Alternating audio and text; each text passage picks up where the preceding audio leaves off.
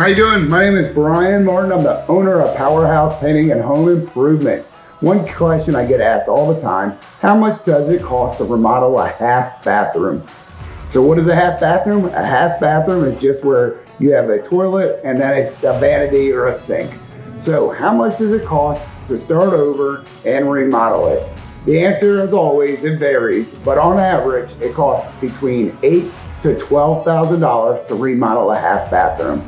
That would include new flooring, new toilet, new vanity, countertops, sink, faucets, electrical, and also includes all the plumbing and painting. So on average, it costs between $8,000 to $12,000 to remodel a half bathroom. If you have any questions or would like to talk about it further, give us a call at 757-310-2926. Thank you.